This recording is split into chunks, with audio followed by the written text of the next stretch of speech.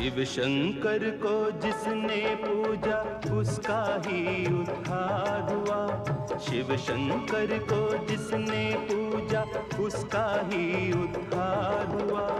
अंत काल को भव सागर में उसका बेड़ा पार हुआ। जी हाँ, भोले बाबा हमेशा अपने भक्तों का उद्धार करते हैं।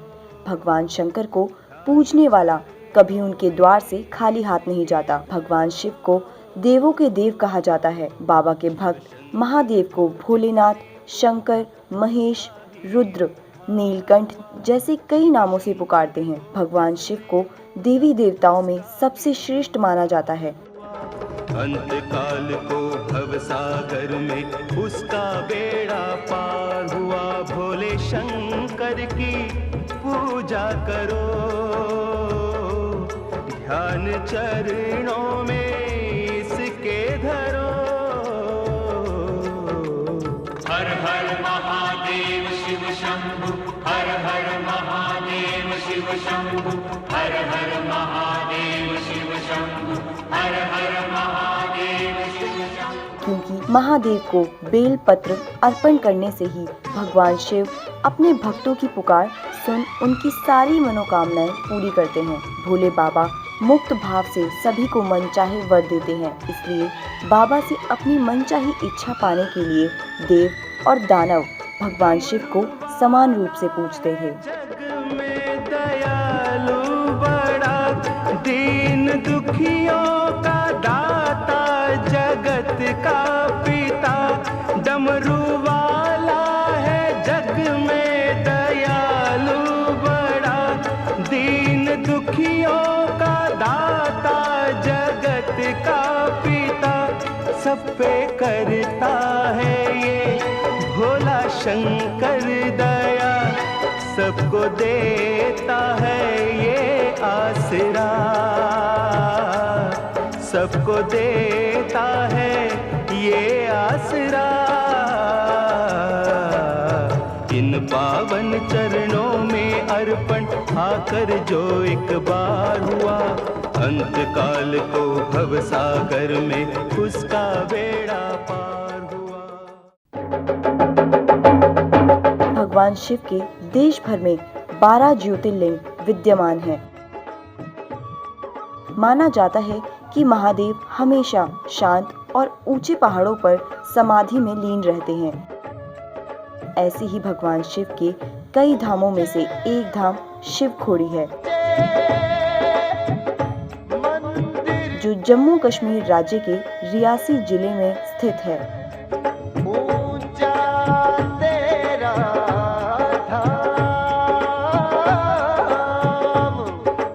यह रंसू से 4 किलोमीटर की दूरी पर स्थित है। रंसू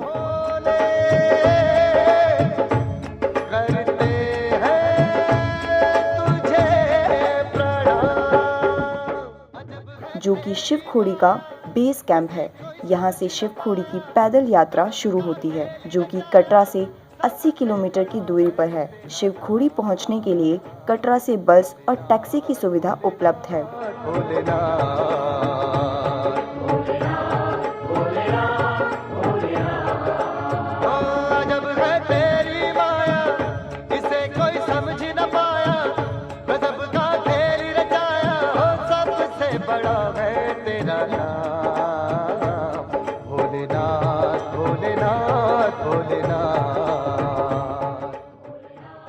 शिवखोड़ी की ये गुफा प्राकृतिक है और ये गुफा लगभग 150 मीटर लंबी है। गुफा के अंदर भगवान शंकर का 4 फीट ऊंचा शिवलिंग है। इस शिवलिंग पर पवित्र जल की धारा सदैव गिरती रहती है।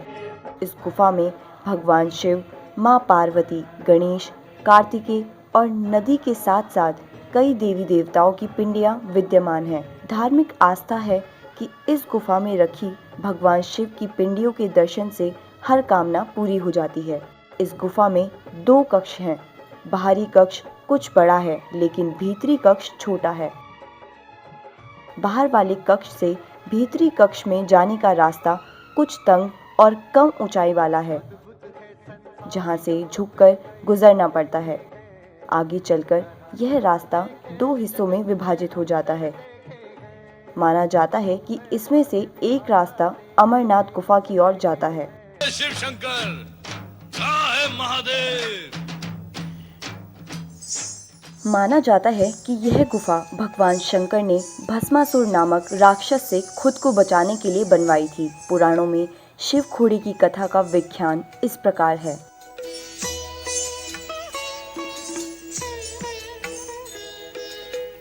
इधर देखो वरदायिनी भस्मासुर। कथा के अनुसार राक्षस भस्मासुर ने कठोर तप कर महादेव को प्रसन्न किया और भगवान शिव से यह वर मांगा कि वह जिसके सिर पर हाथ रखे वह भस्म हो जाए। वरदान को प्राप्त कर भस्मासुर बहुत खुश हुआ। इसे अधिक सुंदर दिखाई दूंगी। कहा जाता है कि मां पार्वती को पाने के लिए भस्मासुर भगवान शिव को भस्म करना चाहता था और इसीलिए उसने इस वरदान का परीक्षण महादेव पर करने की कोशिश की। इसलिए भस्मासुर जैसे ही भगवान शिव के सर पर अपना हाथ रखने जाता है, भगवान शिव गायब हो जाते हैं। इसके बाद भस्मासुर महादेव का पीछा करने लगता है और जहाँ कहीं भी महादेव पहुँचते हैं, भस्मासुर उनके पीछे पीछे वहीं पहुँच जाता था। स्वयं द्वारा उत्पन्न की समस्या से छुटकारा पाने के लिए भगवान शिव वहां से निकलकर ऊंची पहाड़ी पर गुफा बनाकर समाधि में लीन हो गए। इसी गुफा को शिव खोड़ी के नाम से जाना जाता है और कहा जाता है कि इसी युद्ध के कारण ही इस क्षेत्र को रंसू कहा जाता है। कथा की माने तो महादेव की समस्या को देखने के बाद भगवान विष्णु उनकी मदद के लिए मोहिनी रूप धारण करके भस्मासुर के सामने प्रकट हुए। त्रिभुवन मोहिनी हूँ।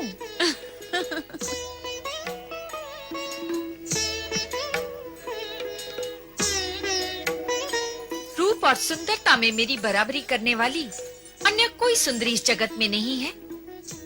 मुझे अपनी महारानी बनाकर जगत का सर्वोत्तम सुख भोगो भस्मासुर। मुझसे विवाह करके भस्म करने के इस झंझट से सदा के लिए मुक्त हो जाओ। तुम तो अनुपम सुंदरी हो। मैं तुमसे अवश्य विवाह करूंगा, इसी समय विवाह करूंगा। मैं भी यही चाहती हूँ और तुम भी यही चाहते हो। फिर विवाह में विलंब क्यों? विलंब तो तुम कर रही हो सुंदरी। मैं तो तुम्हें पाने के लिए आतुर हूँ। चलो विवाह करें। तनिक रुको भस्मासुर। भस्मासुर भगवान विष्णु के मोहिनी रूप की खूबसूरती से आकर्षित होकर उनके सामने विवाह का प्रस्ताव रखता है और प्रस्ताव को मानने के लिए मोहिनी ने भस्मासुर के सामने नृत्य कला को सीखने की शर्त रखी। हमें संकट में नहीं पड़ना है। हम असुर तो दूसरों को संकट में डालते हैं। बताओ कौन है तुम्हारे कुल देवता और नृत्य कहाँ करना है सुंदरी? आओ।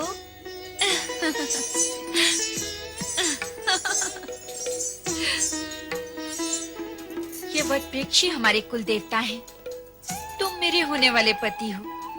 हमारी कुल रीति के अनुसार कुल देवता को प्रसन्न करने के लिए तुम्हें उसी भांति नृत्य करना होगा जैसे कि मैं करूंगी। बोलो, करोगे ना? अरे तुम कहोगी तो नृत्य क्या, मैं कुकृत्य भी करूंगा। चलो शीघ्र नृत्य आरंभ करते हैं ताकि नृत्य करके हम शीघ्र विवाह कर सके। तो चलो नृत्य गाना आरंभ करते हैं। गान? क्या हुआ, रुक क्यों गए? मैं नृत्य तो कर सकता हूँ परंतु गाना नहीं गा सकता। क्यों? मेरा कंठ बेसुरा है। यदि मैंने बेसुरा गीत गाया तो मेरे जाति वाले असुर ये समझकर यहाँ पर आ जाएंगे कि मैं उन्हें पुकार रहा हूँ।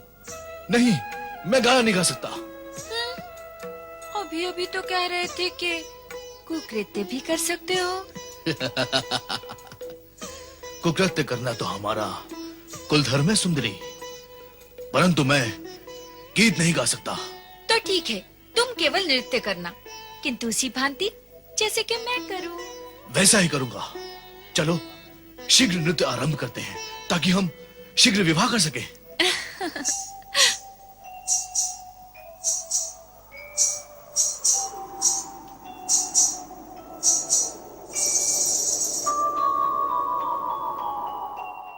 भस्मासुर ने इस शर्त को मानकर मोहिनी द्वारा सिखाई जाने वाली नृत्य कला पर पैर थिरकाने शुरू कर दिए।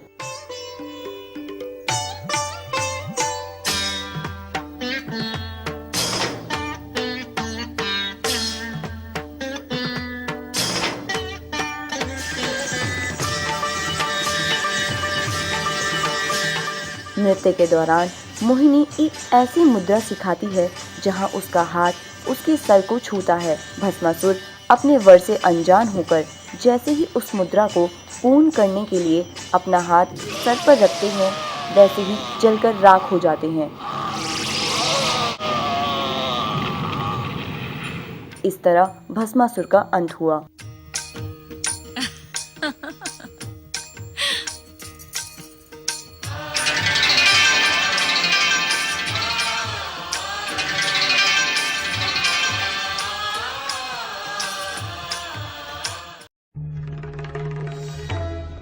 पौराणिक कथाओं का जन्म देवताओं और असुरों की शत्रुता से हुआ।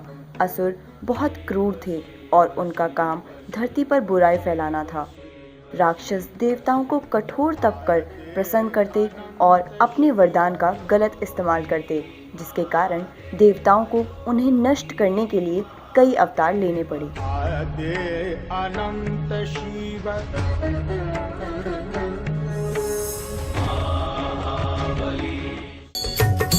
ओम जय शिव ओंकारा प्रभु हरि शिव ओंकारा ब्रह्मा विष्णु सदा शिव ब्रह्मा विष्णु सदा शिव अर्धांगी धारा ओम जय शिव ओंकारा ओम जय शिव ओंकारा प्रभु हरि शिव ओंकारा ब्रह्मा विष्णु सदा शिव ब्रह्मा विष्णु सदा शिव अर्धांगी धारा ओम जय शिव ओंकारा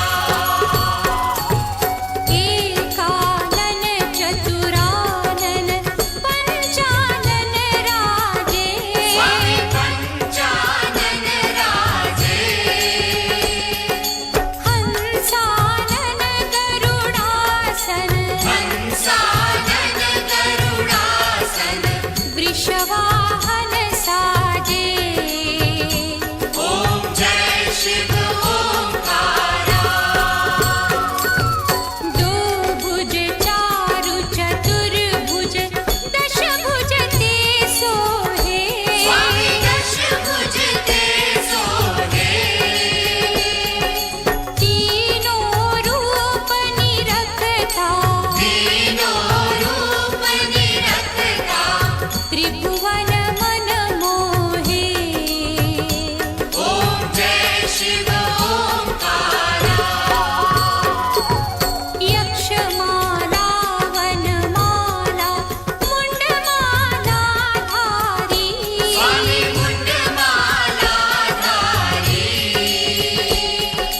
चंदन मृगमद चंदा चंदन मृग मद चंदा भोले शुभकारी ओम जय शिव ओंकारा